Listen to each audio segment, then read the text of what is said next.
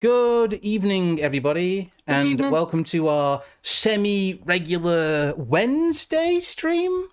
We're back on a Wednesday because that means our guest Harry can join us. Say hello. Well, I was going to say, it's not just... you are sometimes also streaming with other people on a Wednesday anyway. Yes. But there's a league match on, so I can't play snooker tonight, and it's pissing it down, so I need something else to do. Hello! Hello. Sorry. I'm here. You're going to have to pronounce it with either an M or an N in it. Maybe even a B if you're feeling a bit fruity. What? What if I instead say good evening? No, this is a hair blow environment.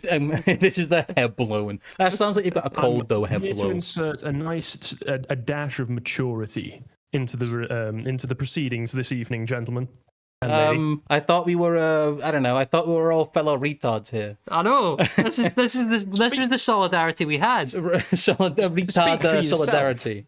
I thought we were autists. Autists can take things seriously from time to time. I'm afraid that autism is a form of When we retardation. hyperfixate on things get very, very serious. Anyway, hello. yes, we are back at a different time because it's nice to have guests on every once in a while, and we should have some other guest stuff coming up at some point soon. On Monday, actually. Yes, we'll get past all the really important intro stuff. It's pissing it down. Oh yeah, the weather report is it will not stop. It's been pissing it down for the past 18 hours continuously. Yes. You know, like people say, oh, it's been raining for 18 hours. No, it has been raining continuously, heavily for like 18 hours. It is a cracking day to be sitting next to a fire and a wet dog in a pub drinking a crisp pint. As you watch it just sort In of Swindon, barrel it's down not the actually window. raining, shockingly. Ugh.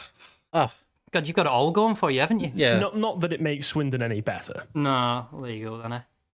If you want to support us, the best way to do so is via the Ko-Fi. We are also still fully monetized on YouTube somehow. Because we love the nation of Israel. Well, that's why, yes. But mystery solved. It's because of our deep-seated and eternal love for the nation of Israel. But because of that, we are still monetized, and you can become a member. You can send super chats, super stickers, all that good stuff.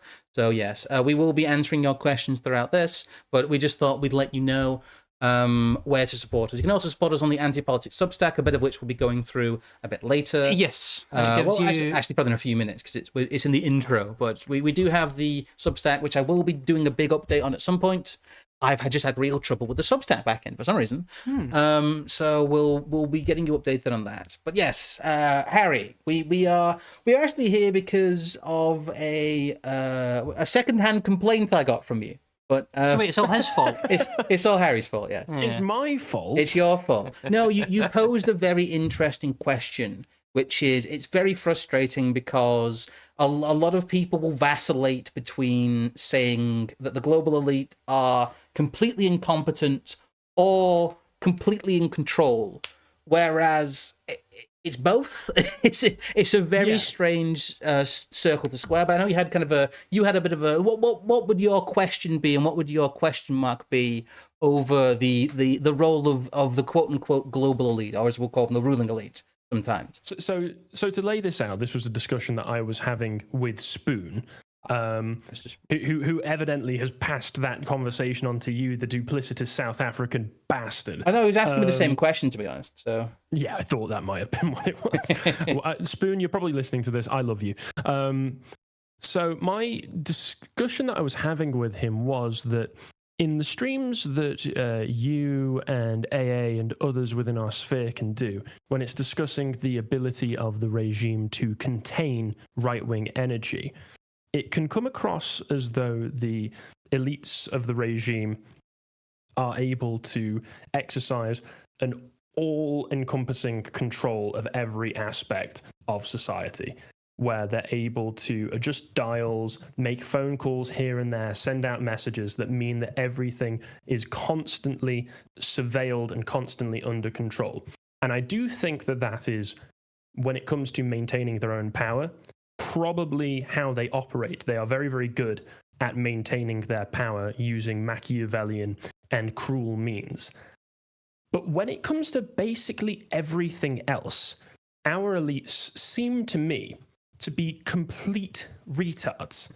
And I say this because... Not the good kind. Yeah, not the good kind. They're still evil, but they're really stupid whilst they're being evil. Because to me, it seems that they just make basic mistakes. So the thing for me that prevents me from seeing them as purely 150 plus IQ Machiavellian geniuses is that they couldn't get HS2 done. A simple infrastructure project in Britain to create a stronger link between Manchester and London.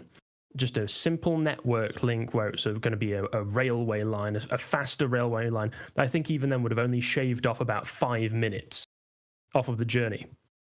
They were unable to get that done due to massive amounts of corruption and overspending.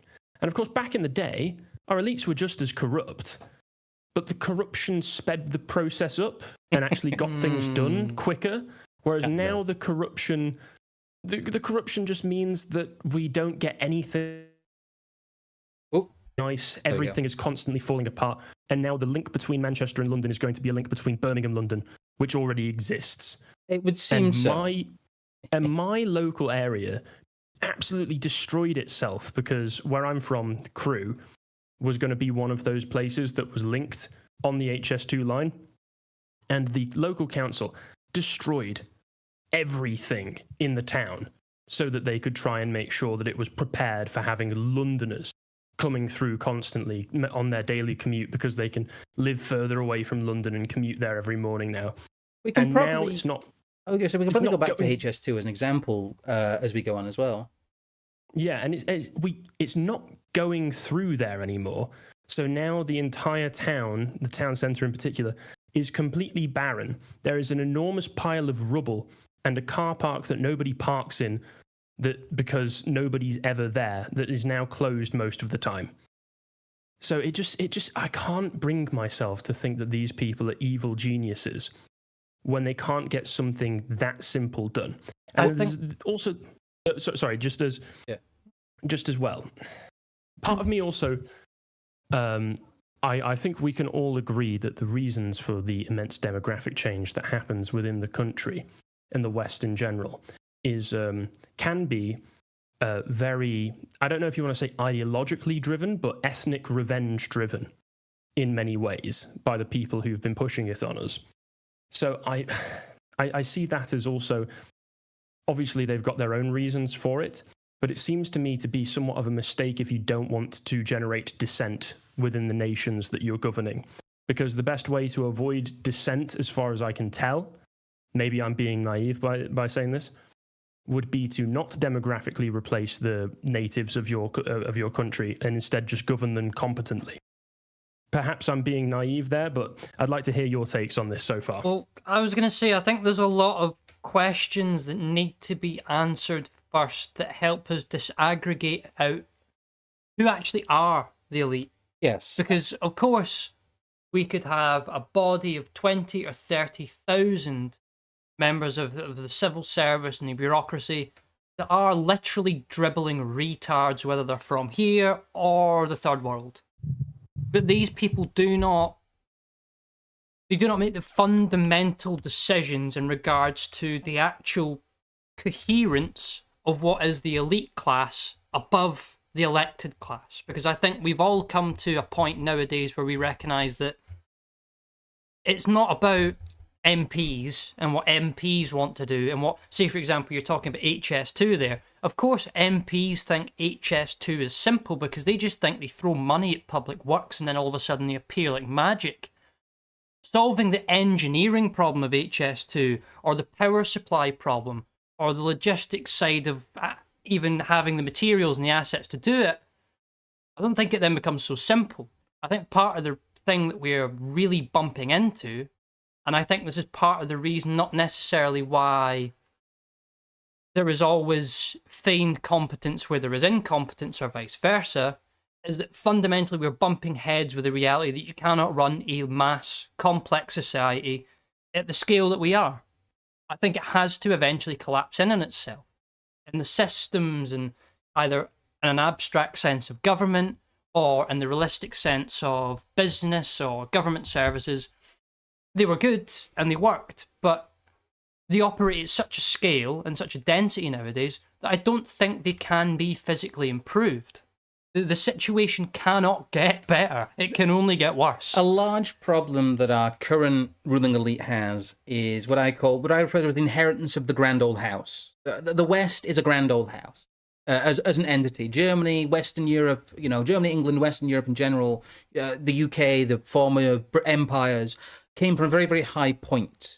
And really what we've seen is that that takes a very long time to degrade and collapse. And that if you look at the situation they are in, they are trading on the old resources, the old expertise, the old infrastructure. The prestige, yes, the prestige of the old world. It is, a house doesn't collapse overnight from lack of maintenance, nor does a civilization. You can have a beautiful old house inhabited by incompetent people, and the house won't fall down immediately. And I think that's what we're encountering here. Is that there is this mix of competence and incompetency, or at least from an outwards perspective, and it's very difficult to understand where that comes from without understanding the relationship between the people involved and their relationship with both power and the resources they are given to manage the state. Well, I think as well, if we can get to one of the sort of first examples I wanted to bring up as well, we might as well get the Burnham quote in here as well, because it's just it's an absolute topper. This is just a quick section from your Coming Through Libertarianism article, isn't it? Yes, it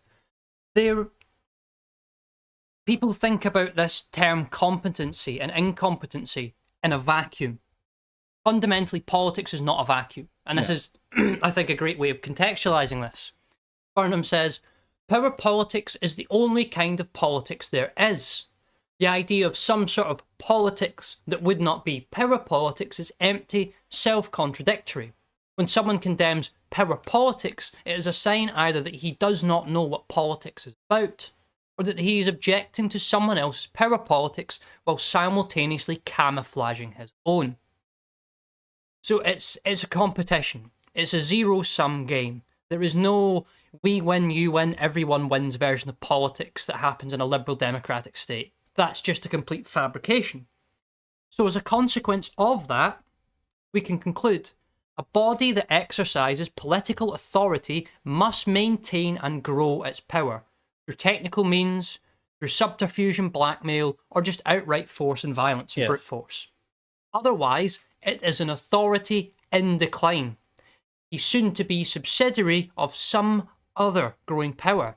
Now, when we turn around and go, oh, the US elites that run the global hegemony are so incompetent, where are the competent class of elites who are going to topple them? Yes.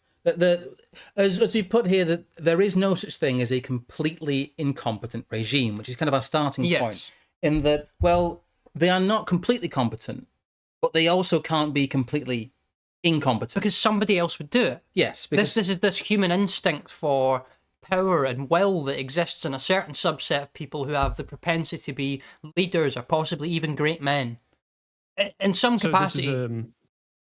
Sorry, on you go. So this is a question really of where have the elites min-maxed their resources? Kind of, but also possibly an investigation into where is their competency that's hidden. Because I think that for us particularly, when we look at what other people say about it and they just sort of defer back to this point that they're all stupid, they're all hopeless leftist communist retards and it's all going to collapse and bio-Leninism says so, blah, blah, blah. But the number of times you just peel back, the first or second layer of paint in these kind of arguments, you begin to find that, wait, there is a baseline level of competency here and there are a lot of things that could be very easily improved. It's just either the improvements of them are not being discussed or they're being deliberately hidden because there is some other purpose or some other use in essentially looking weak. At a moment, you can never mind politics or Paul Gottfried's idea in the therapeutic state of the American state making itself look subject to these different ethnic groups and multiculturalism, instead of being honest about the fact that it imposes multiculturalism on people, because then it would be asked to deal with it. But if it says, no, this is imposed upon us and we're weak to it, then they get to negate the accountability to a certain extent. When you are strong, look weak. When you are weak, look strong. It's... Well, the first kind of broad area to look at when trying to break this down into manageable chunks of trying to figure out how competent are the elite, you have to talk about who the elite are, and we predicate stuff here on elite theory. We're not going to re-explain elite theory to people. We're not going to explain to people why democracy doesn't work and why we don't believe in it. Kind of go and read the Populist Delusion. I was actually going to say, if not, also try and access a speech from Wetan 2022 and the octopus. Yes. Because what we're describing here is kind of the octopus. That there is a wider elite class, the cathedral, or whatever you would like to call it. But ultimately, to understand how this machine works, you have to disaggregate it into the think tanks and the universities, Yes. the media spheres, the money spheres, the legal spheres. These are all different, unique bits of the elite class that as a whole work together, but in a sense also have their own little unique place in a hierarchy. We've got Starmer and Rayner there with their, with their donation friends, their rich friends on the boat. That's them in Monaco. Yes, it's them in Monaco. The Harry, you have quite a lot, I think, at this point of personal experience with this, though. When you meet people, when you meet these people, you know who they are, and you know who is and isn't on the inside. When you get used to it, often within minutes. Do you mean through my own personal experiences of meeting certain people who may have come and visited on the podcast? I don't really interact much with some of these people. I've interacted, of course, with some people who have been involved in NGOs, but I never have got the feeling that some of the ones who have come in have been the big fish. Oh no. The sorts of people that I have interacted with, if that's what you're getting on with here, have always been kind of small fries. But you can tell that a lot of even the bottom rung of these people, they see themselves as part of a group, as part of a class. They interact in a network with each other, often in ways. Certainly, I'm privy to. I shouldn't say too much, but I am privy to certain networks that are trying to form and already have formed at the moment. Through certain connections that I have through my job. I shouldn't really say more than that. I'm sure you understand. I understand, yes. But it's basically the WhatsApp mafia. Everybody has a WhatsApp group. We see it through all of the Tory WhatsApp group messages that are constantly getting leaked, like the ones where people are leaking at the moment, where Kemi Badenoch is being a sassy bad bitch. Is she being brat? She posts the doing her nails emoji quite frequently in the ones that have been leaked. Oh, the MV nails. Tell me this isn't true. This is true. You can find it yourself. Search it within your heart. You know it to be true. Before we get too far, do you want to quickly read a couple of donations? Yeah, we've got a couple from Coney Current Year, who sent us a £10. Why haven't Britain and the EU elites realised that call centres aren't as economically useful to a nation as steel foundries?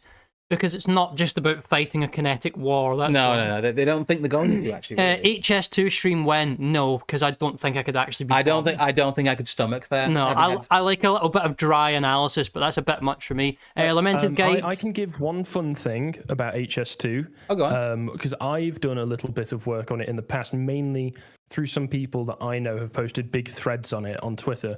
Literally going through the hundreds of pages worth documents of how HS2 was being broken down in the management and where the money was going. For some reason, 60 grand of the funds that were going to HS2 were donated to a Bengali old folks charity. Well, it's just a bargain, so they can probably get some sort of old folks home. They're probably living living in. It also might just be like a weird DEI thing. Who the hell knows? But I see that as well all the time with the way that public money is managed, and it isn't. Isn't managed. Lamented Guides also sent us $10 and some sort of weird super sticker. Thank you for the jumping chicken, I think. Or whatever the hell's going on there. Yes. And Chancellor Chieftain has said, "Apologise for my absence. Have a Canadian fiver." I think we'll just about get a half. We might get a Theaksons out of that. The Canadian. Oh no, we'll save that for Monday Madness. We'll save it for Monday Madness. But yes, I think there is one point you're getting at here, which is one: the elite is disaggregated and does not act as one whole body. No. But there are a lot of people who participate in it, even at a low level, but in essentially almost being initiated into this thing as like a school or a secret club to a certain extent. They all have a feeling of solidarity, and they all know that irrespective of certain factions of elites that rival with one another, that when push comes to shove, they do all have each other's back. Yes, they do. But a lot of the, as you've encountered, what I refer to as bottom rung elites, they don't feel like elites. But a lot of the time, all these people, yeah, They certainly don't. no, they really don't. But you look at their background, they all went to the same schools, they know the same people, they did internships in the same NGOs and think tanks. There is privately imbued within them a class consciousness of a ruling class, and a level of initiation tends to separate them. They might may I add to this? Yeah, go ahead. As well, because the ruling class recognizing themselves as such also recognize themselves as something that now, especially due to the mass communications technology and travel technology like airplanes and such, recognize themselves as a very global class. So yeah. I often considered the question of why is it that they seem, with certain nations like England, to have relegated themselves to just accepting that they are managing the decline? Why is it that they don't seemingly care all that much that local towns across the country are completely destitute and filled with nothing but foreign businesses which are fronts for human trafficking and drugs trade? And I think to myself, well, it's probably because of the fact that they are cozy enough within the upper echelons of society that they feel for the moment that they are completely insulated from the consequences of these actions. So as long as they are still in positions of power and wealth and comfort, they don't give a shit what happens to us. They just don't care. Yes, this will be one of the running themes throughout all of this, in that the elite can be hyper competent, hyper intelligent, and in certain aspects hyper motivated, but simply do not care about large swathes of the necessary management of the societies that they are supposed to be managing. That is one of the great tensions at the heart of managerialism, is that the managers simply do not have incentives to care. In fact, they have incentives not to care. And this, I'll try, you might get sick of me repeating this at some point, but this is something I'm going to try and hammer into people.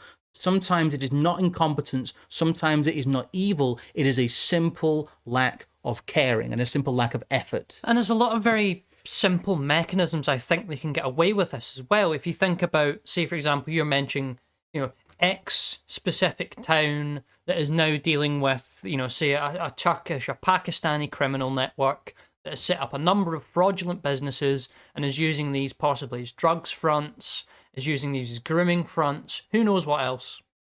But that becomes no longer the responsibility of the national politician to a certain extent, because he's got to look at the bigger picture.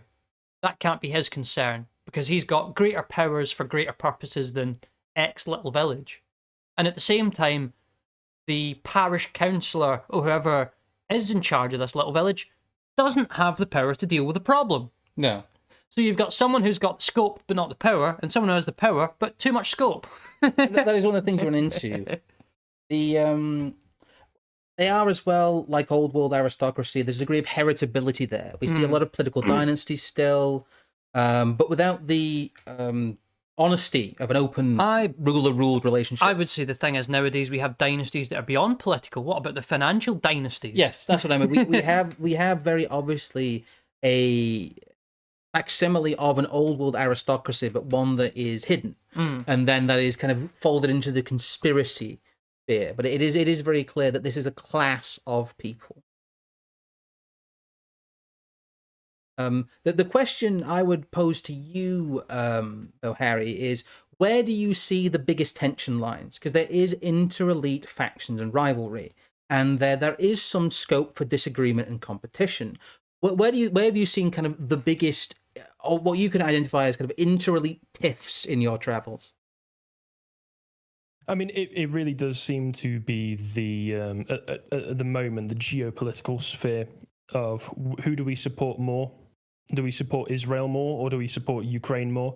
And this seems to be something that's transatlantic, where the Americans want to support one side more, the European elites want to support the other side more. Of course, we all love Israel here. Of course. This is our problem. Can we get some love for Israel in the chat, please? Yes. This is ultimately our problem with the stark division between internationalism and Zionism, is that Why can't we just respect Jews of all races and Jews from all places? Yes. Of all backgrounds. Why do we need of all religion, Jews of all religions. Why do these Jews need to fight each other when all of the lost tribes? Yes, But if Kanye can be a tribes member, as he claimed to be, then can't we all? Yes, of course. But I think, though, within that, there is still something to be considered, which is that in the media and on surface level politics, we constantly see the internationalist sort of Jewish types and Zionist Jewish types constantly knocking lumps out of each other. It's GB News taking the piss at a Hope Not Hate, and then it's Stand Up to Racism showing up at a Tommy March and all this sort of shite. But then on the deeper sort of background level, in the judiciary and in the halls of finance, where decisions are not made publicly, these people have each other's backs. Yes. Irrespective of what they believe about Bibi Netanyahu or the legitimacy of Israel's border or how much they believe the people of Gaza are suffering, when push comes to shove, they will all back each other. Yes, the elite acting as a class and having shared class interests help mitigate conflicts and help them stop them escalating. That might shatter the power base of the elite in the immediate term. I suppose in a certain sense, they're actually performing a very clever function. By having these sort of moderated levels of rivalry throughout the whole hierarchy, they have the ability to constantly purge out useless factions, like woke is now. Yes. I mean, I can't believe there is anyone who spends any amount of time viewing the news and news media around politics with a straight face that can't recognise the fact that woke is very obviously being cycled out as a sort of top-line faction, so that now just becomes a sort of stinky, jobber, anti-Semite, funny pink hat, tranny person in the corner that we all laugh at. Well, this is something that I've actually observed today. I previously wasn't as heavy on the woke is being put away, but I do get the sensation now that it is mainly forces on the right who are trying to maintain this idea that woke is still at its peak. I will say that I do think that some of the institutions of DEI, which you could say were a result of woke, will be sticking around in some companies, if only because of the fact that they've put people through hiring practices into positions of hiring other people, gatekeeping. But the big corporations were always meant to gatekeep in the first place. But this was an incident that happened over the past few days, as there was this police body cam footage. You might have seen it on Twitter, where a police officer shot a large black woman who was coming at him with a knife, and there were loads of slop accounts being boosted by Tommy Robinson and Elon Musk himself that were claiming that BLM, that completely irrelevant dead organization that nobody has cared about for years, had been trying to gin up a hoax saying that she had been murdered by the police officer purely because of the fact that she was black. I can't believe that the police would do this. Another case of institutional racism. I looked into that, and all that Andy Ngo, who was the one who originally made the claim in his thread sharing all of this, all of the proof that he had was 6 screenshots of complete and utter nobodies that he claimed were in Antifa, saying, oh, this was a murder. I looked through everything else. There were no screenshots of BLM, nothing on their website, absolutely nothing whatsoever to show that BLM had said anything about this. What you're saying is those wise and kind people at places like Radio Genoa and all these other Twitter pages, they might be misleading us and making woke seem like a bigger issue than it actually otherwise is. Bum bum ba. I know, big shock. And just to remind everybody, BLM is a completely irrelevant organization post-2020. They served their purpose and then they were ditched immediately, and Patrisse Cullors is now making weird nude gold portraits. It is strange that, it's very fitting that where we see the most visible conflict between the elite, supposedly, is also at the most meaningless issues. Yes, of course. There's also a lot of, and to answer your question about HS2, having worked on it, everyone's worked on HS2, but I worked specifically on some of the building services, yeah. But a lot of what we see really in terms of how the elite class treat each other is there's a lot of pettiness, and because of that, there's a large amount of waste. The unaccountable manager status the current elite has over public money incentivizes a lot of waste, often for very petty reasons or based on a lack of feedback from reality. Crucially, it's not their own money that is squandered, so it does not have an exhaustive endpoint, barring national bankruptcy. HS2 is a great example of just the deleterious effect of being a public utility. The beaching cuts and the British Railway, since the in out, shake it all about nationalisation, non-nationalisation since the 1950s in some cases, has created a system where really that they don't care, because it's not their money, it's this infinite pot of public money, and so they're having this infinite argument no matter how competent people are. There's no incentive structure there, and as we talked about before, the elite as a class are more competent when they do what we call meshing the gears. Would-be power brokers within the elite class are most effective when they attempt to demonstrate their agenda aligns with the multiple factions, as you talked about, within the elite, the financial class, the security state, the political class, all those kind of people. There is a degree of internal rule by consensus, with the hard power centers intervening only when needed to course correct towards the ultimate goals of capital P power. The permanent post-war agenda is like a tide that carries all the current elite along in the direction that was determined to be best for us 80 years ago. And also, as we've talked about, the maintenance of power is the main focus of the elite. They are most effective when they feel their immediate interests are threatened, especially the interests of hard power, in quotes. The brutal and sometimes unimaginable outpourings of death the free world is prone to punctuate a status quo that is boring and confusing even to those inside the elite. The way I've heard it talked about is it's like a local council meeting that goes on forever, but like once a month someone comes in and like shoots somebody, but no one explains why, and the council meeting keeps going. Well, this is what I take as, in certain respects, like the code word that populism has become now essentially means. Yes. It is a sort of knee-jerk reaction to the realization that they're steering a ship with no rudder that's barreling towards an iceberg that's on fire. Sorry, we've talked for a bit here. To posit you a question, Harry, speaking of all of this, you can go on. You can add a bit to it. I was going to come to what I thought was quite a pertinent point there. I've now kind of lost my train of thought. But yes, I always think of it in the voice of in the sort of terms of Matt Goodwin. They are doing what they need to do and what they see fit so that the rise of 1933 does not happen again. And that is the crux, I believe, of what populism is, of what competent, sensible government, or whatever you want to call it nowadays is this notion of not actually changing anything, but just keeping everything appeased and contained as need be. Yes. Sorry, I thought you'd finished there.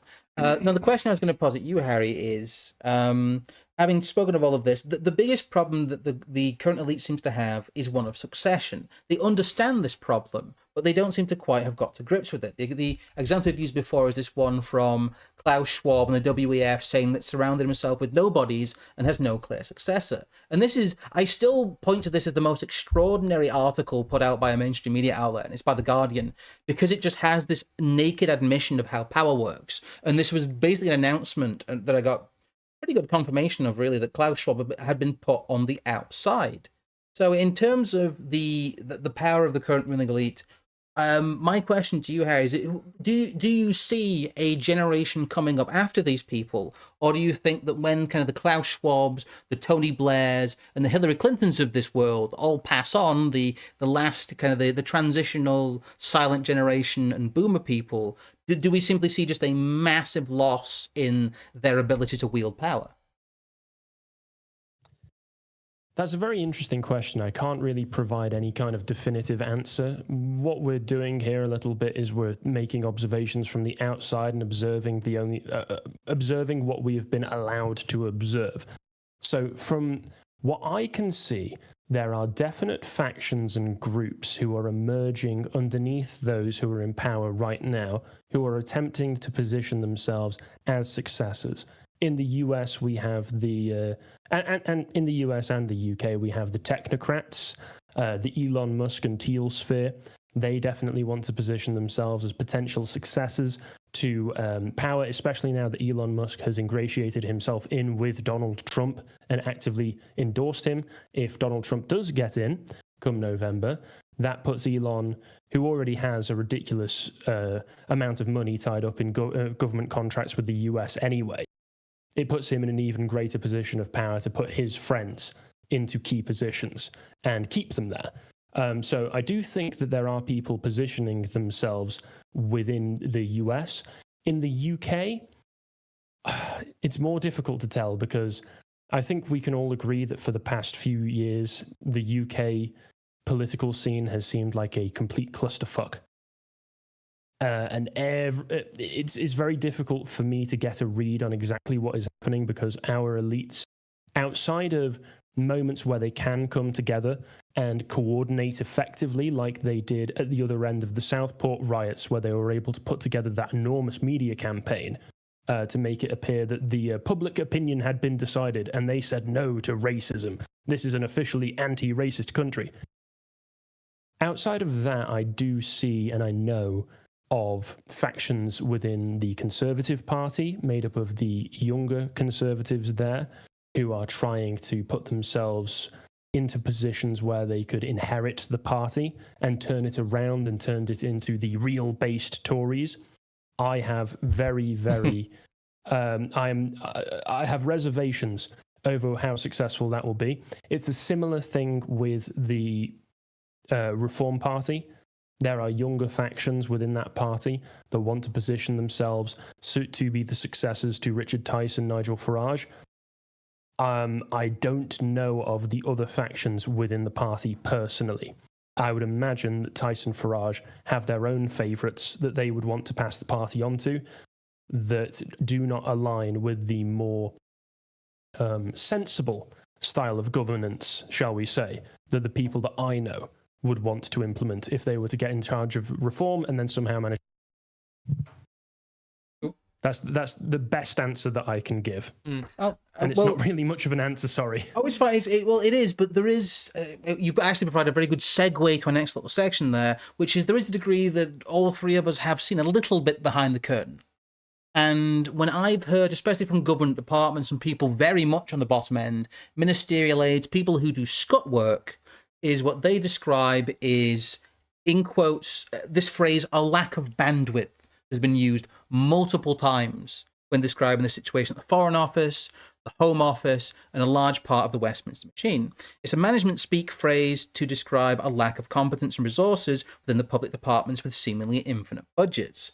They are classic work examples of public sector maximizing price and minimizing productivity, which, keeping in mind that managerialism is effectively a giant DMV or job center, it is inefficiency incarnate. You can't print competence. I know, and that's a simple point that goes all the way back to Mises, back to Rothbard, back to Hopper.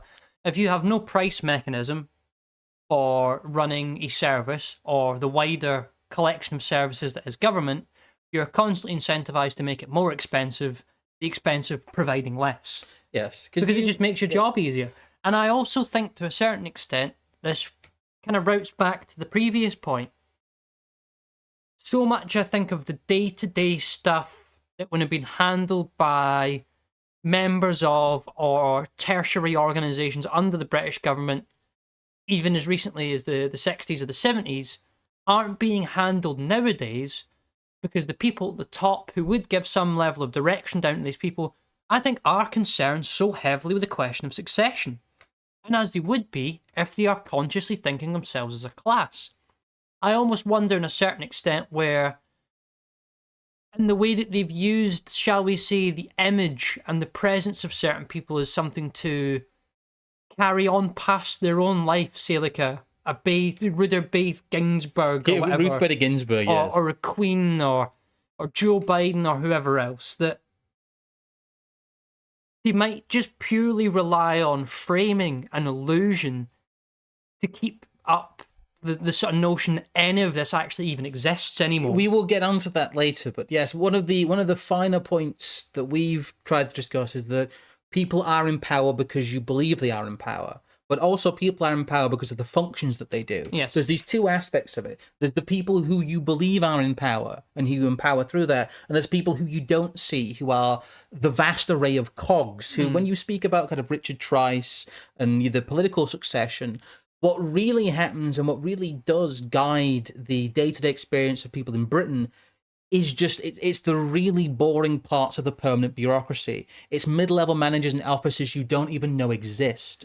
Oh, but I was going to say, and I'm going to pick an issue with the next bit you've got in this little sort of note sheet we're using here. Yeah. You say, the current ruling elite, through resource mismanagement, is simply failing to do the essential functions of state in favour of pet projects, the clearest example being the Foreign Office.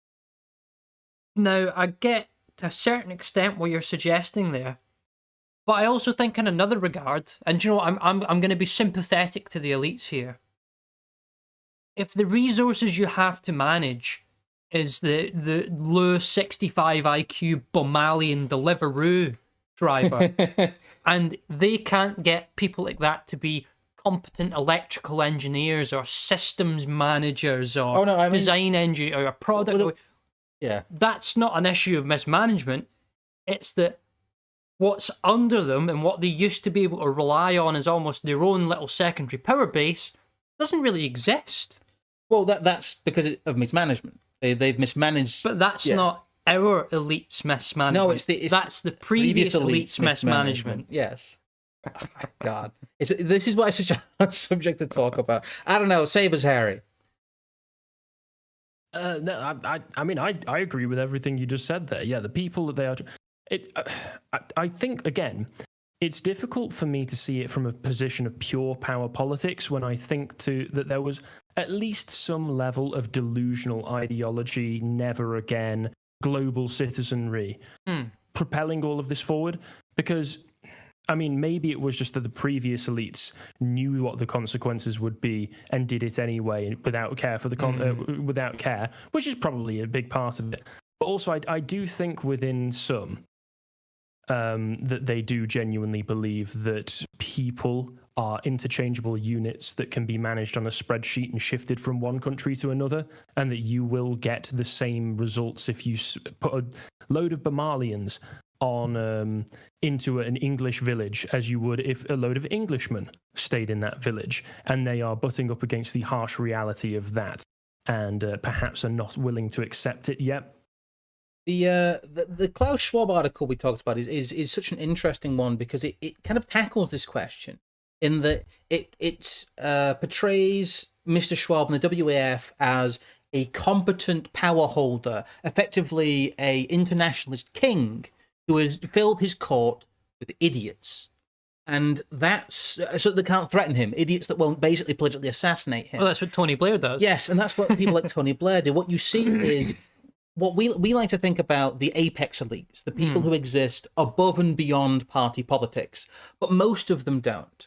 What you've got, elite overproduction on the bottom rung has created this giant, sprawling welfare system for the minor elite. Journalism, NGOs, and the bottom rung of Westminster politics all function as effectively welfare for 18 to 25-year-old cousins, nephews, sons, lesser loved sons and daughters of quote-unquote elite figures. Hegemony plus elite overproduction equals a massive sprawling of these minor elites and a widening and flattening of them as a class. Well, and just the general hierarchies we'd expect to have in society. Yes. So it becomes its own, in a sense, its own little consensus decision-making system above a bigger consensus decision-making system above a bigger... And you get to a point whereby the main filter does become the ideologies and ideas that we talk about and engage with. Yes. Because that tends to be the only signal that comes through the wider noise. Yes. And I think part of the thing that we have done with a lot of our research is we've sometimes deliberately not focused on the signal because we want to know what's in the noise. Because it's in the noise sometimes that you actually find the more intriguing bits about the reality of, once again, where competence really does and really doesn't lie.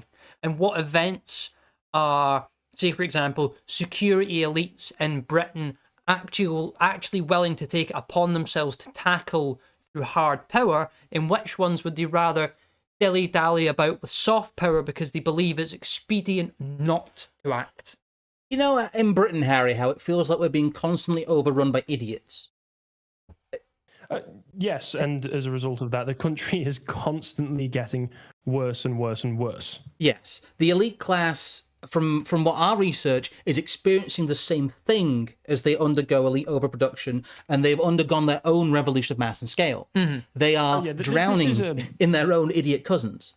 This is a common point from elite theory about the deterioration of the elite, and I think also C.A. Bond might make mention of it in Nemesis as well, where he talks about after a certain point, the elite will mainly hire for loyalty rather than competency, mainly so that they can make sure that the people below them do what they ask and don't threaten them. Yeah, and there is a point where loyalty overtakes competency to such an extent that everybody is useless. They're trying their best. They really want to do what you've just asked them to do because they know that their job depends on it, but also they're retards.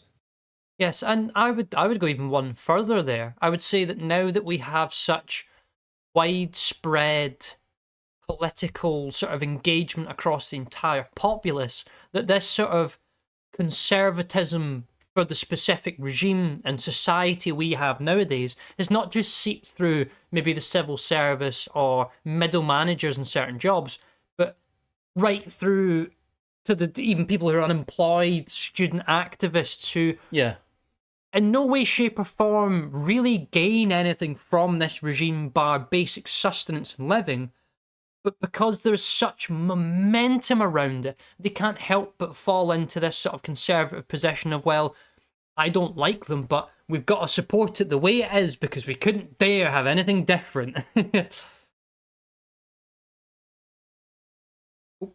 I think the current elite as well function because they let a lot of different groups of people eat. Here is we like to pick out certain people as examples or exemplars of certain things. And we've used the case of Katie Colthup before, but she is kind of like Matt Goodwin is a great example of the Politico NGO think tank cuckoo in right-wing circles. Someone like Katie Colthup is the perfect example of the bottom rung elite, of the sewn-up nature that hegemony means hegemony.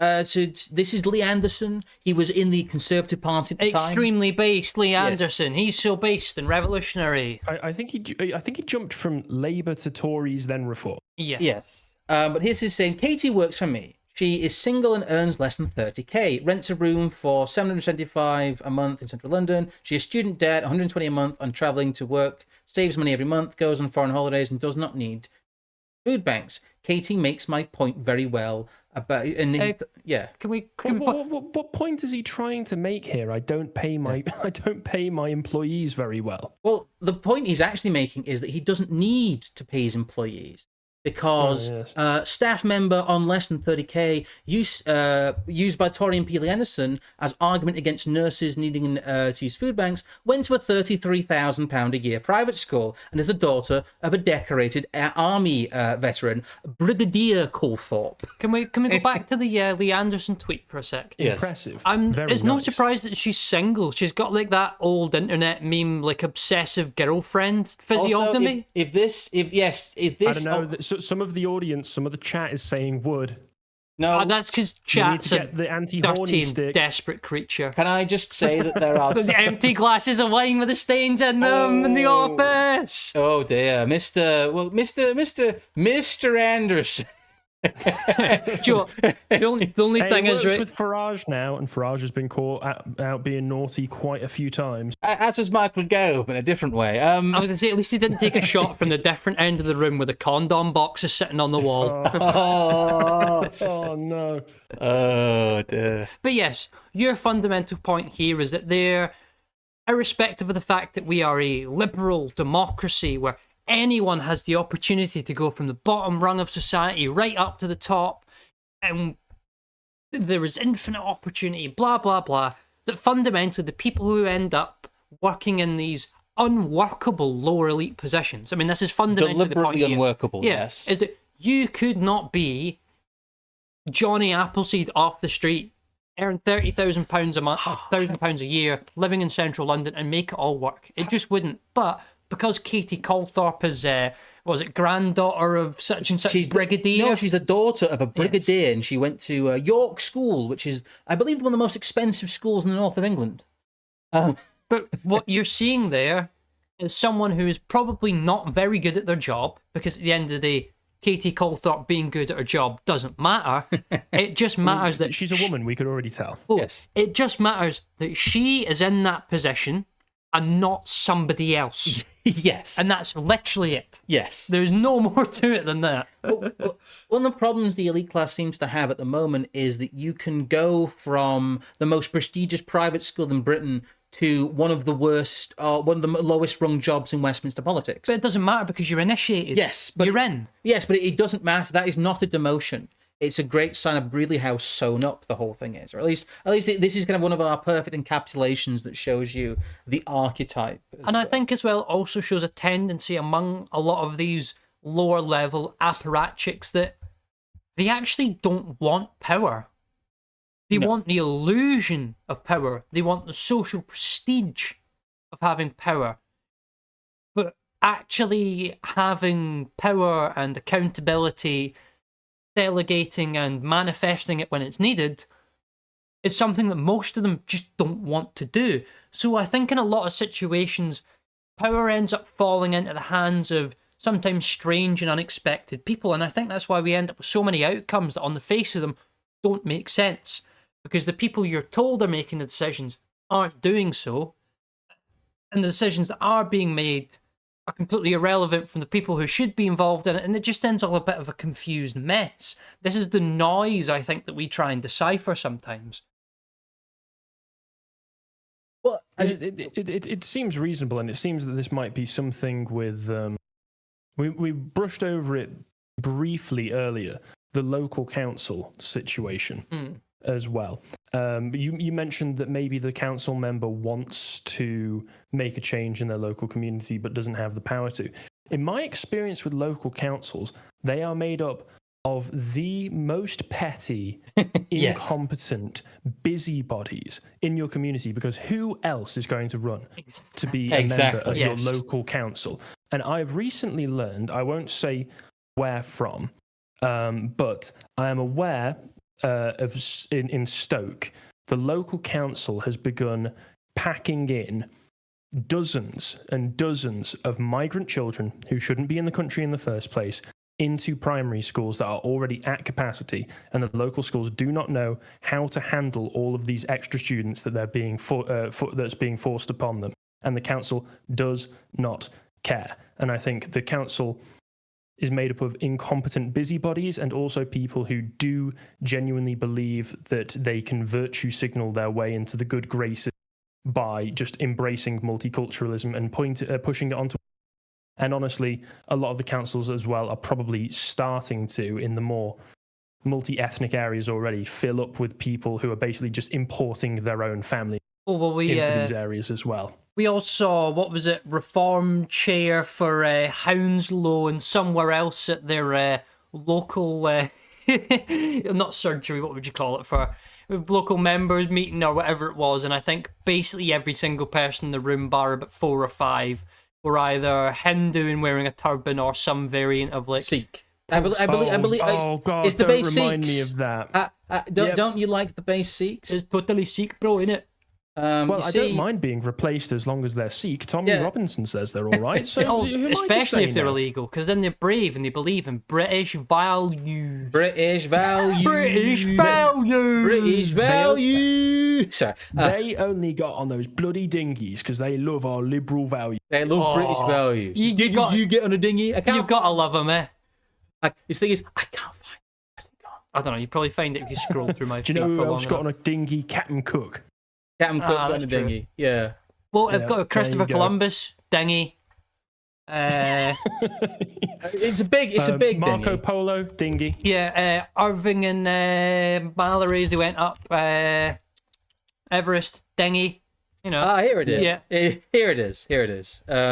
Ranulph Fiennes dinghy. Well, that's why he lost all his fingers, because his dinghy toppled. This image is great though, because as you zoom in on it, as you pan across it, It's the Council of the Elders. council has decided your fate.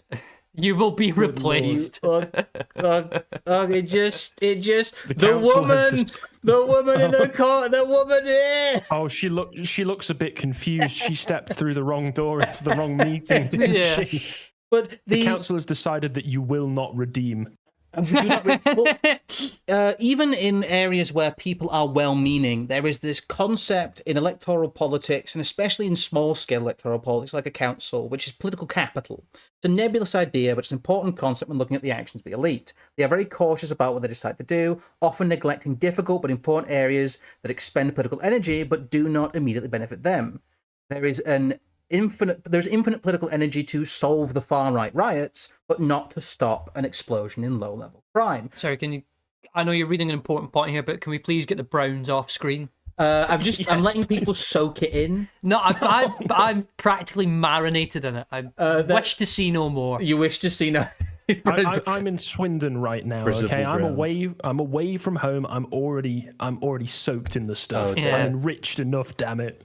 Well, the point I was going to make is that to the example of the local council, imagine you're a local council that's trying to get a leisure centre through.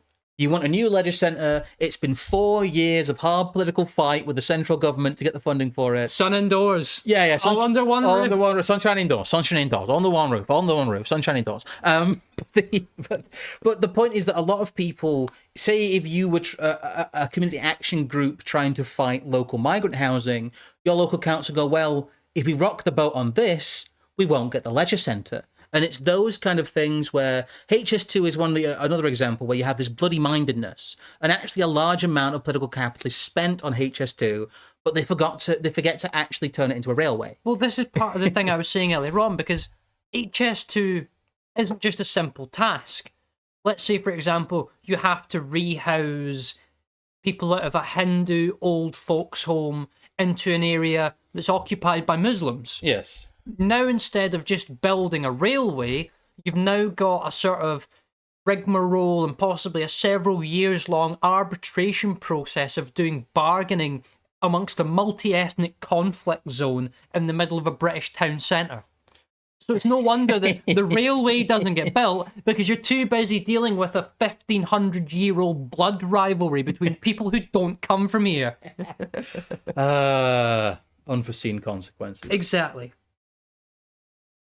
Well, It's just Harry, suppose- just stunned.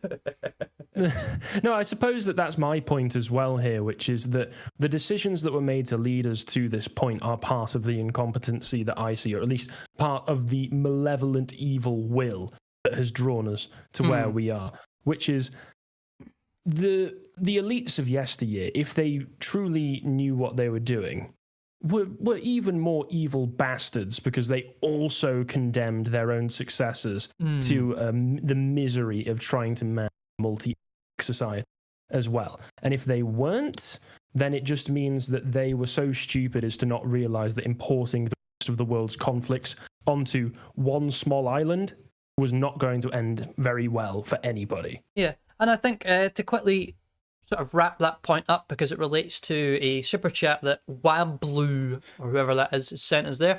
Do you believe Ed Dutton's thesis that dysgenics is the single biggest problem to civilized society? Love the streams, all hail the sons of Judea. Well, we would probably go one further than dysgenics. I know I would anyway. I would just say the fact that entropy is the single problem that the human condition has to deal with. And this fundamentally comes back to almost the question that you're answering there, Harry. Is entropy a consequence of the expression of human will, or something that happens despite it? Or because of a lack of it. Well, that's what I mean. Yeah, Is it a consequence of it, or does it happen despite it? Can you will prophecy into action, or does prophecy happen despite will? It's a very deep question. Anyway. Oh, man. Yeah, I think again, we're all just trying to figure this out, because we only have part of the puzzle. All we have access to is at most a third of the jigsaw puzzle, and all the rest of the pieces are being hidden doors that we don't have access to. Oh, but we've tried. We've tried, but what we do see, and what you've pointed out, and what you were exasperated by, and what we get exasperated by as well, is the visible incompetence. The way we try and square that circle, and it's a difficult one, is that a ruthless class of political climbers is not necessarily technically competent. No. Being able to wield power doesn't make you able to design a building, and yet politicians have these delusions that they are able to manage these disparate areas of society with which that they can't have knowledge by virtue of being political, politicos. Well, I think in the inverse point you're making here as well, though, Yes, is that people who are technically competent aren't necessarily politically competent. yes, And where the two collide is where you have the most pettiness and waste. and this accompanied with essentially a simple lack of care. Where there are competent people in positions, they often simply just don't care. They are incentivized to keep their head down, to nod along, and to run out the clock for their pension. Caring is dangerous. On the rare occasions someone in the power structure demonstrates genuine care, they are often hounded out or found to be a paedophile or, whatever else to make sure that they're no longer seen anymore. Oh, yeah, that's another factor in all of this, which is my theory of the political sexual blackmail. This is partly what I was hinting at with Yeah. initiation earlier. Introduced to the pig, as it were. A lot of political action, I think, that comes across as completely nonsensical is just, well, they've got dirt on me. Yep. So I better do it. There's also this aspect as well. So I'm trying to rush through this, not rush through it, get through this a little bit of page, that they view science as magic. The managerial class, as an increasingly non-technical class, view science, and especially fashionable popular science, like green science, as magic. Since the end of World War II, those in charge of social organizations see science as an endless pool of problem-solving arcana that can dig them out of any hole, which has led to the class of appointed court scientists and technocrats, a solution of rule by experts often posited by leftist ideas, which, people, you're not democratic, really. Well, no shit, they have to run a country. Yeah. Scientific government and the myth of scientism as an objective, neutral government are the outward faces of this. No one complains that we don't elect generals, do they? No. Do you think that the current ruling global elite have sniffed their own farts effectively? Especially on like scientific kind of the sciences settled stuff. I think that there's a lot of their ideology. The elites that are in charge now, I do believe that we over-index on true believers. Whereas before you would want these people who would project a certain ideology, and that what you would want the Tony Blairs, who's basically a chameleon when it comes to ideology and can shift form that he needs to. Right now, I do think that some of the people in charge really believe their own lies and have absorbed it. The ideology of never again has pushed people into some pretty absurd beliefs over the past 80 years, and I don't know, without a complete circulation of elites, how that changes. I was going to add, though, to that, fair enough, we have, issues like never again or the acceptance of civil rights, and these are, concrete elements of kind of the status quo. But I think when people refer to ideology specifically in this instance, there is an assumption that people make that it's the radical stuff that's the problem. It's the woke stuff, or it's BLM or whatever low-hanging fruit people can pick as an example of zealotry. But really, I think true ironclad zealotry exists more with the neoliberal base. The objective neutral government part, yes. The idea of neutral institutions, or the process, the fact that law is as written and we all live under the same law. Those people who genuinely believe those liberal priors, I think, are fundamentally more dangerous than some of your woke folk. Yes. Because ultimately, the people who believe in these hardcore liberal priors adopt much more important positions. They have a lot more say, a lot more weight behind what they do in their actions.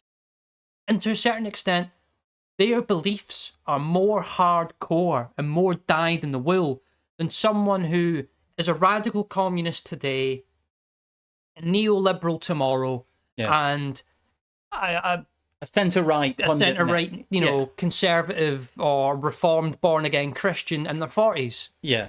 Of course. When I refer to ideology, what I suppose I'm speaking about is the general consensus that has been formed in the post-World War II order, not the more radical stuff that's popped up in woke ideology since the 1990s. No, I because I think you did. Woke ideology. Oh yeah, woke ideology for one issues the blank slate, whereas the post-World War II order rests on blank slatism, and I think blank slatism is actually far more dangerous in its consequences than whatever BLM were advocating for, which was basically a form of black separatism. Yes. I'm going to do a moment of gay streamer shit and just say, do interact with the videos if you enjoy them. There'll be a reminder at the end, but do interact with Al Gore's rhythms. Do leave a like. I know it's cringe to say, but it does actually make us able to be seen. Yes, Harry, are you a fan of Al Gore's rhythms?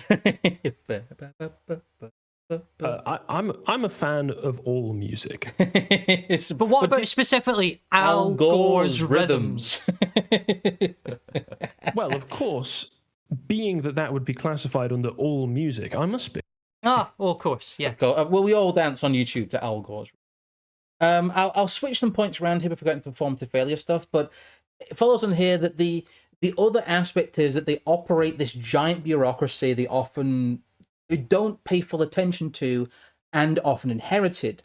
Apathy is supplemented by ignorance. Many of the current elite inherited the parts of the managerial machine that they run, and they do not understand it. They excel at defending their own positions, being occupied by incompetent... they excel at defending their positions and positions below them being occupied by... Sorry, I'm getting this wrong. Occupied by incompetent people to demonstrate loyalty. There we go.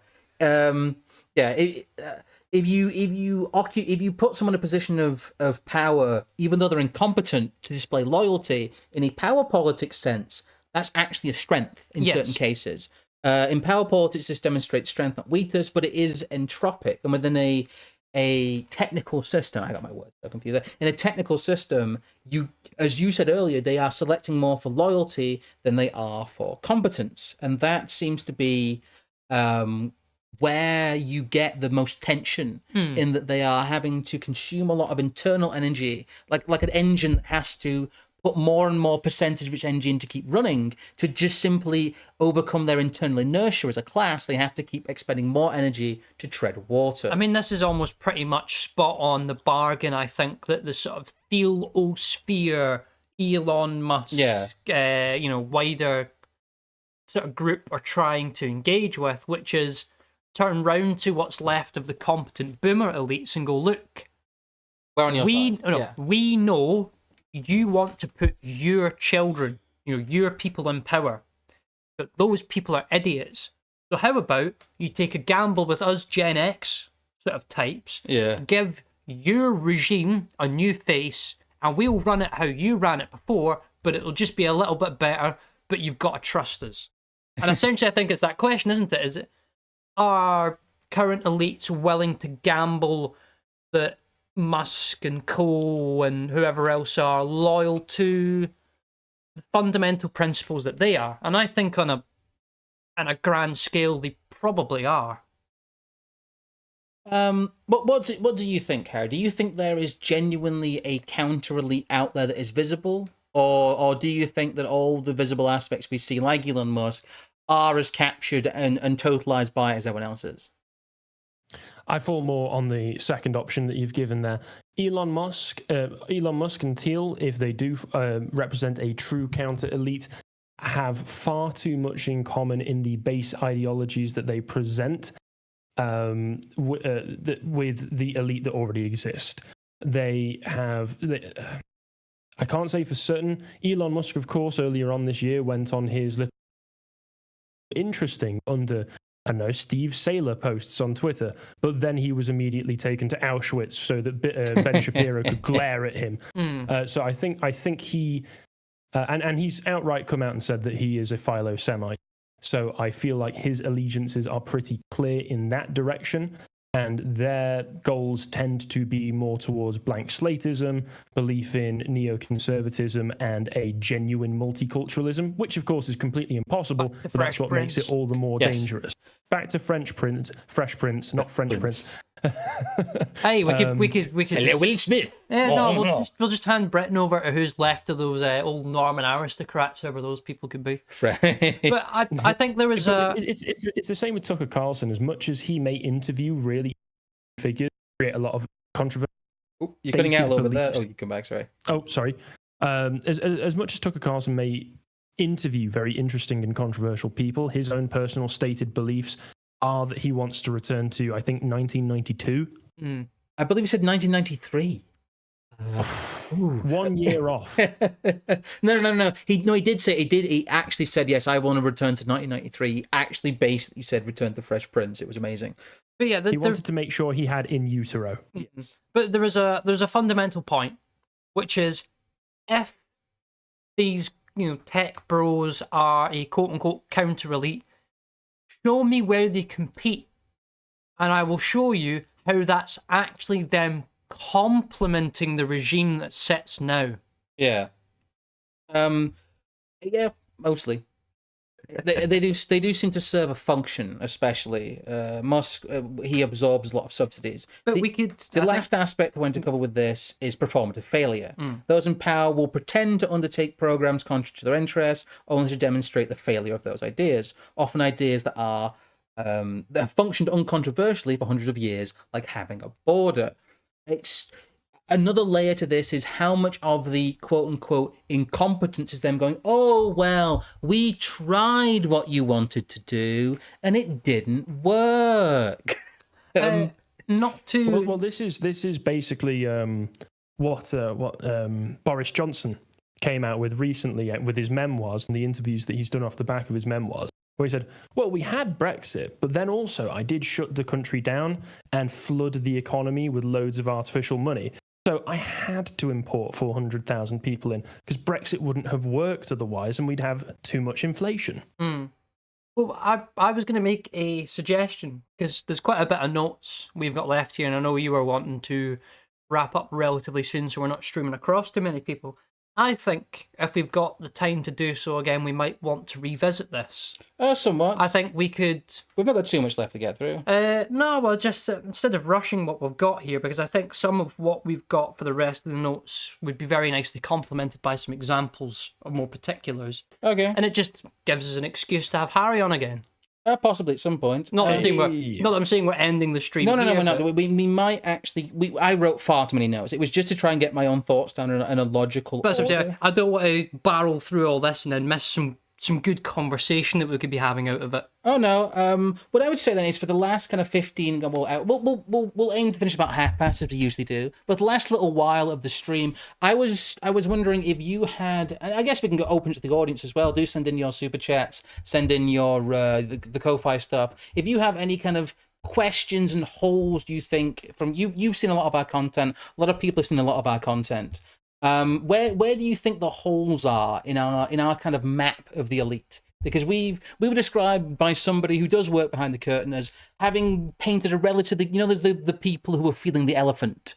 There's the myth of like the blind people feeling the elephant, and one of them, he says it looks like an eel. One of them says it's got a giant leg. It must be like a giant bite. They don't know the shape of the elephant. But what he said is we have guessed the elephant relatively well, but it's very, very, it is like that. It is, as you said, like groping around in the dark.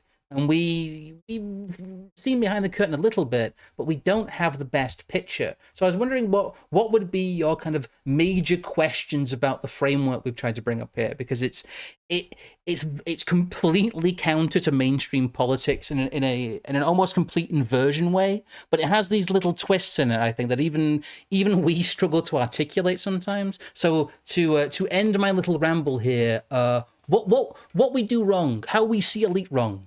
Do question. I suppose I'll throw a question out. Do you reckon they have any backup plans for if, as a result of all of the failures of their governance, things do just fall apart more rapidly than they expect? say the monetary system becomes too much to handle and we reach hyperinflation. They put us or in something charge, like that. and we bungle it all for them, and then they get to come back looking like legitimate leaders. Do you reckon that's what they would actually Do you know what? First instinct, me putting my Machiavellian head on, if I thought it was all going to come apart at the seams and I needed someone to pin it on, I would kill two birds with one stone, and I would pin it on the one group of people who I would see best to also get rid of at the same time.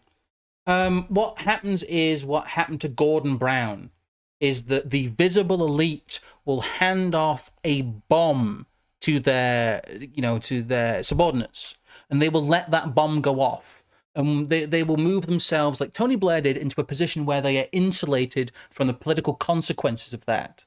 There's been a lot of cases. Jacinda Ardern was one of them. What happens when they encounter a real problem is, like with the lockdowns and like when they nearly broke basically the entire Western system by going, no, we're still doing lockdowns. Oh, shit, it's breaking everything. Oh, okay, forget about that one.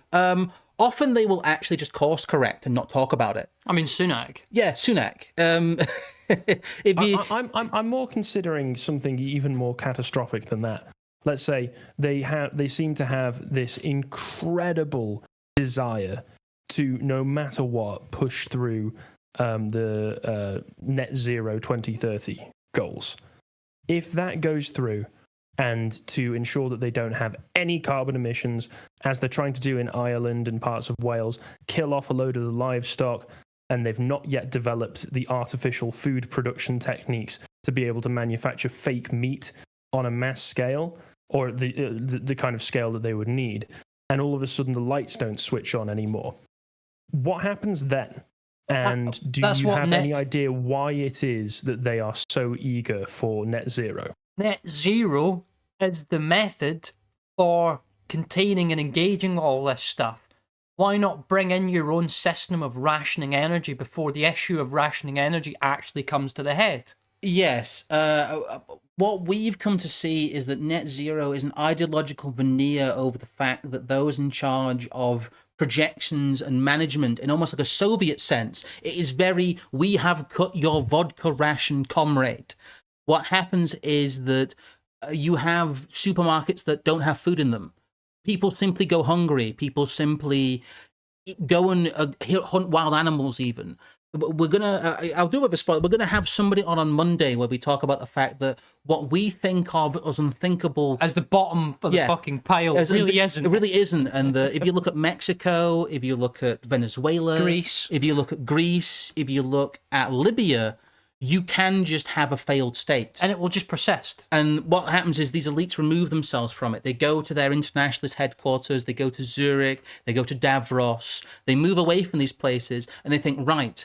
How can, they drive past the fire and they go, how can this fire benefit us? But if it really was the big one, in quotes, if there really was a collapse, I said it during the COVID stuff, but if it was the real big one, we wouldn't see these people. No. They'd be absent. We would be bereft of our leaders because they'd be in their bunkers. And if it gets bad enough, they can, in fact, it's in our notes here, they can just go off to their private Epstein Island. A lot of these people are hoping to be dead before it hits. Their plan is to die or be so insulated from it that to them it does not exist. Well, I just think it's fantastic. You take what looks like and feels like a failed state, but what you call it is environmentalism. So that as you approach a failed state, you convince the populace that actually they're becoming better environmentalists or better communists or better fascists even. Whatever ideological flavour your journey to collapse is taking, and then by the time you reach the utopia at the end, you can't really tell whether or not you're like in heaven or in a pigsty, because it's all just become a sort of political propaganda mess around it. It's also like if somebody came to us like 40 years ago and went, well, what if wages remain stagnant in real terms, but house prices quadrupled in real terms. Wouldn't that be an intolerable disaster? How would the elite explain that? But everyone enjoys it now because then they get a more expensive house every 10, 15 years and they trade up and they get a cheap mortgage. So actually, they've taken something that is a complete and utter failure and turned it into a benefit. South Africa is an example of this as well. There are levels of survival the elite are willing to expect. They have done this many times and they have become very, very good at it. Well, I suppose then, if I can go back to net zero, it seems, despite that, a little bit chicken and egg, because I suppose net zero accelerates that process. So by making the energy crisis worse, by making it more expensive, by making the energy that we have available to us less efficient. So are they willing to put up the veneer even at the cost of accelerating the crisis? Is that what you're saying? Oh, yeah. No, it's that I don't even necessarily suggest. I wouldn't even go as far as saying whether or not they're accelerating the crisis actually matters, because it just exists anyway. That's the fundamental fact. And what they are using. When would you pin down to the crisis emerging in that case? It's entropy. It has to happen. It's the only fundamental fact of existing. For something to exist, for something to be living, be that a person or a polity, it must at some point die. The issue is that they have kind of frozen the energy infrastructure in amber in 1945. And that what happened was they went, right, we have these effectively state-run energy producers in all the West. You effectively have to get permission from the state to generate electricity. We have all these systems and they will provide for us forever. But they have not provided for us. And to slightly differ, I think that yes, they are willing to exacerbate the crisis as long as they can portray the crisis as part of the plan. Or either one, not their fault, or two, the thing that I think is fundamentally more important than maybe even the crisis itself, if they can get ahead on framing it and developing social systems for moderating the reaction to it. I mean, this is what the culture war is in some regard, isn't it? Yes. It's them developing systems of basically multi-ethnic conflict resolution before it gets too bad. I mean, we are, as I've said a number of times, on the road to white civil rights, and it will look like a victory to a lot of people. And in a certain regard, I think you could almost make the argument that woke was put out there as such an obvious and glaring sort of fault that only in that nature were we then willing to respond to it. If it had remained the sort of Fresh Prince 90s style, more neutral, quote unquote, multiculturalism for that entire 30-year period, white people, by the time the sort of multiracial conflict, if it does happen, wouldn't even be able to sort of be G'd up into action because they weren't engaged with it. I think as well it is also about having a crisis. The current elite love a good crisis. Oh, well, because they get to declare when they happen and when they stop. There's almost like a sense of boredom out there. But to get to your net zero thing again, it's something I've slightly inverted my thinking on. The way that net zero is portrayed is that the managerial class have the ability to give us infinite cheap energy via fossil fuels in a managed manner, and that they are choosing not to. But what I think is the reality is that they do not have the ability as these all-powerful managers to give us infinite cheap energy, and therefore what they are moving into is energy rationing, and they are using the environment essentially as an excuse for objective reality. It's a little, I don't know, something I've tried to explain to people. It's a very basic, almost market dynamic. You want to develop a system of rationing and management of the quantity of a resource that you have before it becomes a problem, because by the time it has become a problem, it's too late to start engaging in the rationing process. Also, it just further politicizes the energy system. Well, that too. Everything. The revolution mustn't be never ending, comrade, and that is another frontier. And really, if they, The problem is that what you're talking about is how they respond to the big one, isn't it? Really, it's how they respond to like energy grid collapse.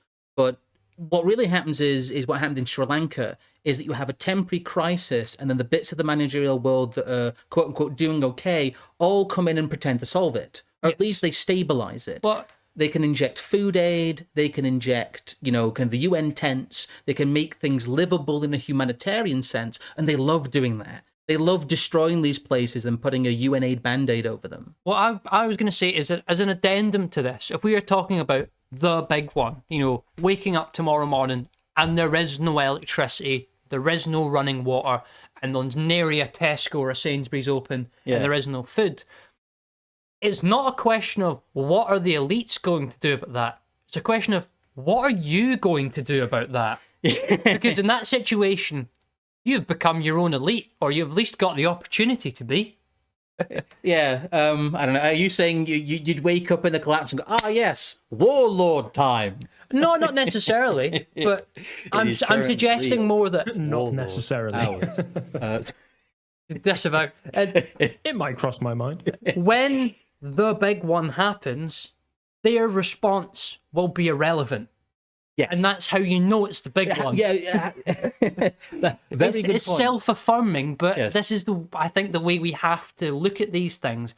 And it's the way I've always taken it as it's when push comes to shove. It's not as it is now. Yeah. It's gun to your head, yes or no. Wait, But, yes. Yeah. Sorry, we've probably over answered that. Do you have any other kind of questions or comments? Because we have talked a lot throughout this, so do go ahead there. That's all right. I'm mainly here to try and get a bit better perspective on these questions because again, I'm grasping in the dark as many people are, and I want a better understanding. Just to respond to the answers that you were giving me there, I will say the general answer of entropy seems a little bit broad and unsatisfying to me, and the other answers that you gave, again, it seems unsatisfying, mainly because of the fact that by accelerating and making the situation worse, a lot of the energy problems that we could be facing in the near future seem completely avoidable. I know, obviously, infinite energy for cheap is not available perpetually, won't be available forever. But it seems completely arbitrary for me that they would set the targets for 2030 and then also ignore the fact that we do still have plentiful resources to be able to extract cheap energy for ourselves. Where's your 1.5 million man strong workforce that's going to pull the coal out of the ground? The problem that we've had is that, especially in the West, that methods of extracting fossil fuels in Western nations have kind of failed. The economics of them stop making sense within like a social safety net system, and so they have to move to this almost performative energy grid. What we'll really see actually is coal and oil still. They'll just burn it and say they're not doing it. And we see that in Germany, we see that throughout Europe, is that Germany is burning massive amounts of gas and coal and just saying that they're not. And Britain is importing massive amounts of gas and coal energy from the continent via being hooked up to it, and just saying that they're not, or they're importing goods increasingly. Really what we see is that they are able to adapt to any situation. It's like a kid who falls off their bike and says, meant to do that. When we have a lot of these disasters, they'll go, well, we meant this to happen, and here's why we meant this to happen. And a lot of what they do, I think, is quite reactionary in terms of to events. But the problem is that the people believe they're in power, they believe they're in charge, so the reaction becomes the official reaction, and then the what is it? The Ted Kaczynski quote about conditions that are thought of as intolerable to the human spirit, have been tolerated and will be tolerated again. And that really is the crux of it, that you will become poorer, but when the managerial class fails, it's like, well, what are the plebs going to do about it? Yes. I will add one thing. I have linked it in the chat, and I will possibly also make a post about it, because I think at some point a while ago we sort of unlocked it as a paid post. My pitch for the Witan in 2023 was basically an entire, massive essay on entropy in regards to technology, technical skills, and polities in general. So I would recommend anyone who thinks my reference to that is a bit abstract and sort of nebulous, that do go and read that if you want to know my context on it, at least. The other part of it would be that the reaction to net zero going a bit sideways, but it will be the reaction to the lockdowns going a bit sideways, and that they'll just cause, like I said, Too little, too late. Yeah, they'll be too little, too late. Things will get worse, but they'll semi-course correct and just pretend it didn't happen.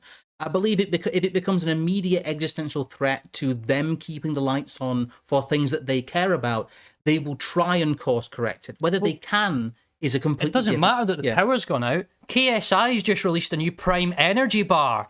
You know, none of it fucking matters. Again, Venezuela is quite a good example of that, and we'll be coming on to some of that on Monday. That might be a bit of a hat tip to who our guest is. But I reckon we've got the rest of the notes there. We could stick some examples in as well. Maybe if you want to send us some stuff our way, we could sort of reconvene at some point in a month or so and carry on this. Because I think yes, as a question to continue ruminating upon, I think this is possibly one of the most important. I believe you are quickly wanting to hand off to some folk on the way out. I was going to hand off to Broken Crown on YouTube. Spoon and Aiden's channel will be starting streaming in a few minutes, I believe. Yes, I do have. Oh, they're not waiting on us, are they? No, they're not waiting on us. They tend to run a little bit late anyway. They're not as punctual. No one can be quite as punctual as we are. But until we've got a couple. Is there anything Dare you I want say to? shots fired? Never late, never black-pilled, never again. Yes, I will say as we're handing off here, Harry, is there anything you want to shill or anything you want to add before we depart here?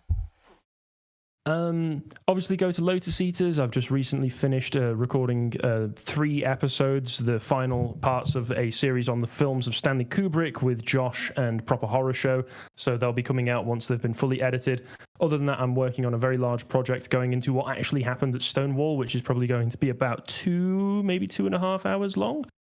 So that should be fun. So if you want to keep up with all of that content, you can follow me over at Lotus. Give us a subscribe so that I can be paid more money. Hooray! That'll be. So I'll get that quickly up on screen there. You can see Harry over the Lotus Eaters. You've got a. I need to update that picture. I fucking hate that. Yeah, sorry. Picture. It is your file photo. Oh, sorry. That's just. I know. Don't put the fucking. Putting the DMs on screen. DMs on screen. You are absolutely not the professional that you pretend. No. He's done it again. It's mostly us just sending you the thing about the links. But God, why is it doing that? That's so stupid. Sorry, I probably just ruined everyone's ears. Maybe we should ask the we're microphone competent. There's nothing. To be fair, there's nothing in. I don't actually talk in. I'm gonna reference all the way back to one of the first lines said during this stream. Yes. When you said you are both retarded, you really were speaking for yourselves. Yeah, I don't know why I did that. Anyway, I was just gonna get I didn't say I was retarded. I said I'm leaking the autistic. DM. Fucking whatever you want to call it, you special snowflake. I'm not retarded. Cal. I'm autistic. It's different. It's our name is mostly here's the link to where we're streaming and also Henlo. Yeah, yes. Hemlo, goodbye. Go to the pub. I don't know. Buy us pints of Theakston's if you wish. Yes, I've also decided to. We've got you here on the end screen once again. Yes, so, because of course. Here I am. I'm sneaking up on you. Yes. You guys are enjoying the collapse, and I'm about to eat you both. Yeah. Oh no, you're going to bring us civilization and society back, you vile heathen. Right, anyway, I'm gonna play some of the ending music here, and I'll say goodbye, guys. Goodbye. Goodbye.